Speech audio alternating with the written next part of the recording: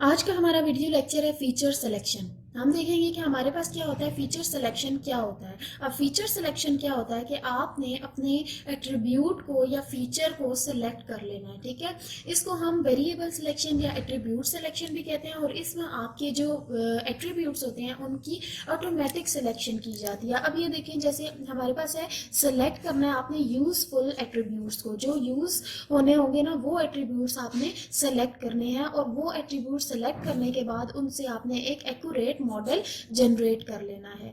Accurate model generate हो जाएगा, then आप क्या करते हैं, इसकी हमें ना फीचर सिलेक्शन की ज़रूरत क्यों पड़ती है, क्यों हम इसको यूज़ करते हैं, क्यों फीचर को सेलेक्ट करते हैं। क्योंकि अगर आप अपने रॉ डाटा जो है वो अपने मॉडल कंस्ट्रक्ट करने के लिए दे देते हैं तो जो भी मॉडल जनरेट होगा उससे क्या होगा कि उससे आपकी जो परफॉर्मेंस होगी वो स्लो होगी, ठीक है, और आपके पास अच्छा मॉडल जनरेट नहीं होगा। इस वजह से आप क्या करते हैं, ऑप्टिमल फीचर्स को सिलेक्ट कर लेते हैं ताकि हमारे पास क्या हो, अच्छे से अच्छा मॉडल हाई एफिशिएंसी का जनरेट हो।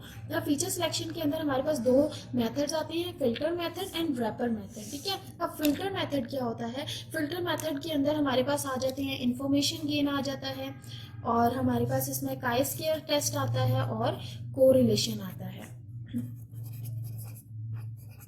कोरिलेशन आता है इसके अंदर। अब इसका कॉन्सेप्ट देखते हैं कि क्या होता है। हमारे पास क्या है, हमारे पास एक दो एट्रीब्यूट्स हैं। फॉर एग्जांपल एक एट्रीब्यूट ए है और एक एट्रीब्यूट टी है। अब अगर तो एट्रीब्यूट ए जो है वो इंक्रीज कर रहा है और एट्रीब्यूट टी भी इंक्रीज कर रहा है तो इसका क्या मतलब है कि they are highly correlated, highly correlated, ठीक है। ये हमारे पास है। उसके बाद अगर हम कहते हैं, फॉर एग्जांपल हम एक एट्रीब्यूट ले लेते हैं रोल नंबर का, ठीक है, और अगला एट्रीब्यूट ले लेते हैं हम कोई भी ले लें आप, रोल नंबर का और रिजल्ट का ले लेते हैं, ठीक है। हम कहते हैं कि क्या ऐसा पॉसिबल है कि रोल नंबर की बेस पे हम उसका स्टूडेंट का रिजल्ट बता सकें, तो ऐसा तो पॉसिबल नहीं है ना, रोल नंबर की बेस पे तो हम रिजल्ट को नहीं बता सकते। तो ये जो है ये आपस में रेलिवेंट नहीं है। तो फीचर सिलेक्शन क्या कहता है कि रेलिवेंट एट्रीब्यूट्स को चूज करो ताकि आप हाई परफॉर्मेंस का मॉडल जनरेट कर सको। ये हमारे पास था फिल्टर मेथड। देन हम आते हैं रैपर मेथड पे। तो रैपर मेथड हमें क्या कहता है, जो रैपर मेथड होता है उसमें हम क्या कहते हैं, उसमें हमारे पास ये चीज होती है कि हम फॉर एग्जांपल आपने ना एक एट्रीब्यूट, आपके पास थे A B C and T, ये चार एट्रीब्यूट्स थे। आपने क्या किया, ए से और टी से एक मॉडल M1 जनरेट कर लिया। देन आपने क्या किया, आप बी, ए बी और सी ये जो है ये दो कंबाइन किए और फिर टारगेट को कंबाइन किया और आपने मॉडल 2 जनरेट कर लिया। और फिर आपने एक काम किया एक से कि ये जो चार थे ना, इन चारों में से आपने क्या किया, एक मॉडल जनरेट कर लिया, दैट इज मॉडल 3। अब हमने एक मॉडल, दूसरा मॉडल, तीन मॉडल जनरेट कर लिए हैं।